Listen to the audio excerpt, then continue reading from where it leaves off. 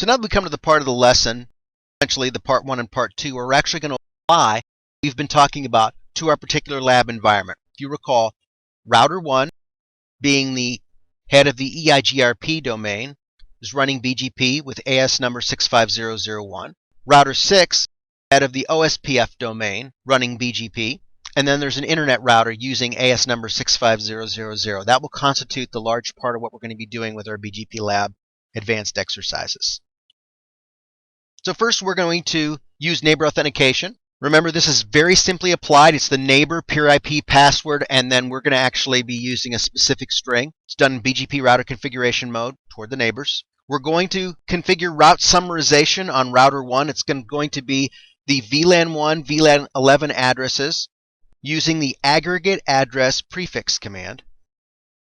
We're going to do outbound route filtering between router 1 and router 2. In this case, what we're going to do is, instead of using the summary only command to suppress the addresses, the more specific prefixes, we're actually going to use route filtering in order to be able to filter them out. Then we'll obviously use the neighbor IP distribute list command as well. We'll also configure ASPath prepending on router 1 using the IP ASPath access list regular expressions command. So here are the commands we're going to be using. So in order to be able to accomplish the ASPath prepending on R1, we're going to create a route map, match the ASPath access list, set the ASPath prepend. We're going to put several instances of router 1's autonomous system 65001. We're going to apply that using the neighbor route map command.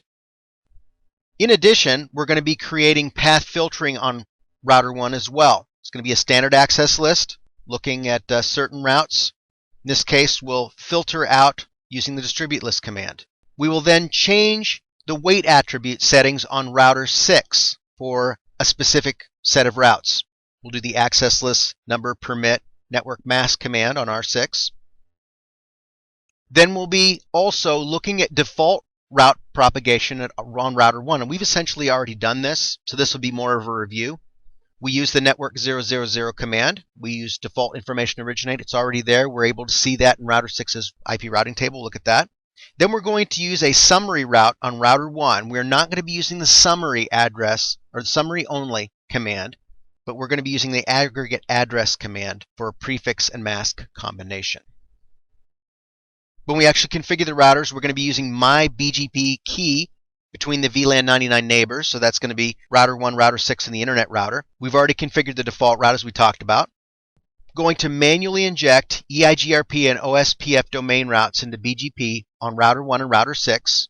We are going to filter 192.168.1020 and 30 between R1 and R6. We're not doing the summary only command, but we're going to filter out the additional routes manually. We're going to use ASPath prepending on the 10.333, 192.168.30, and 192.168.30.30 from R6. In other words, updates coming out of router 1.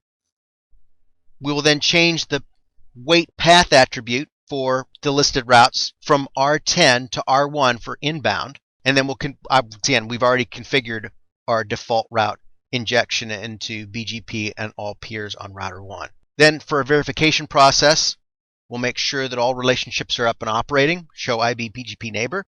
Make sure the default route exists, show IP route BGP, and show BGP commands. We'll verify the summary route exists, the 192.168.00/22, show IP route BGP, and show IP BGP. Verify that the 192.168.1020 and 30 do not appear on router 6. Again, show IP route, show IP BGP commands.